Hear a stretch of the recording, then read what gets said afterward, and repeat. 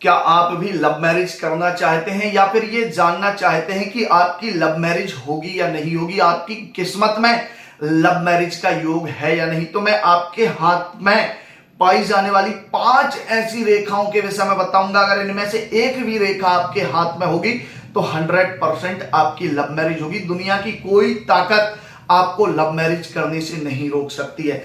तो सबसे पहले बात करते हैं हम विवाह रेखा की।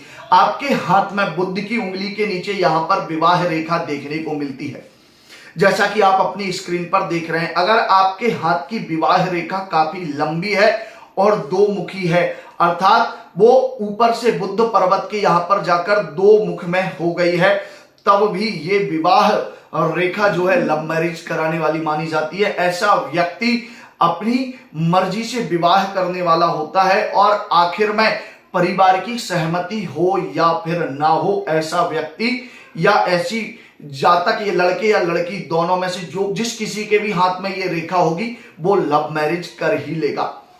दूसरी जो सबसे ज्यादा इंपॉर्टेंट रेखा है, अगर आपके हाथ की विवाह रेखा लंबी होकर और हार्ड लाइन से जाकर टच हो रही है, तब भी इस स्थिति में व्यक्ति का प्रेम विवाह होना बहुत ज्यादा हद तक संभव हो जाता है। ऐसा व्यक्ति परिवार के मर्जी के खिलाफ जाकर विवाह कर लेता है, चाहे वह लड़का हो या फिर लड़की हो, लेकिन उसका विवाह लव मैरिज सक्सेसफुल नहीं होती है। ये एक प्रॉब्लम इस रेखा में जरूर देखने को मिलती है। अगर आपके हाथ में ऐसी रेखा है तो लव मैरिज करने से पहले इस रेखा के दोष को दूर करने के लिए निवारण जरूर करा लीजिए, तभी आपकी लव मैरिज सक्सेसफुल होगी।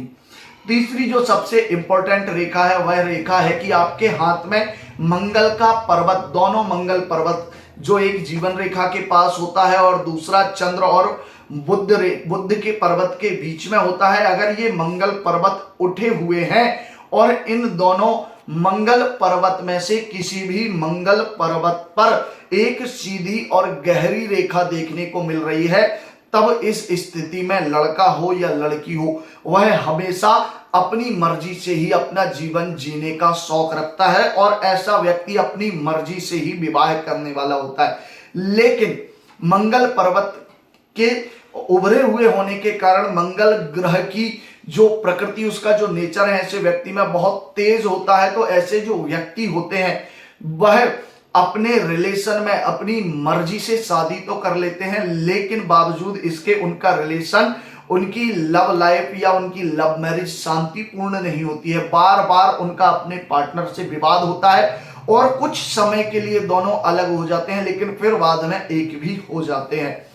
जो चौथी सबसे इंपॉर्टेंट रेखा है वह रेखा है आपके शुक्र पर्वत, अर्थात अंगूठे के नीचे जो वीनस का माउंट होता है उस पर।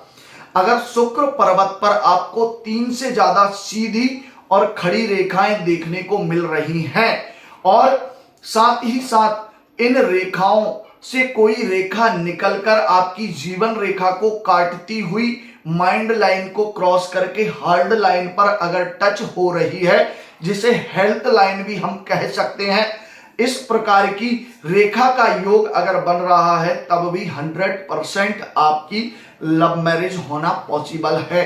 इस स्थिति में व्यक्ति लव मैरिज जरूर कर लेता है और उसकी जो लव मैरिज है वो बहुत सक्सेसफुल होती है और शादी के बाद दोनों का कैरियर भी बहुत ज्यादा अच्छा होता है, अर्थात उन्हें बहुत ग्रोथ मिलती है और ऐसे व्यक्ति अपनी लव मैरिज के बाद लग्जरी लाइफ जीने लग जाते हैं।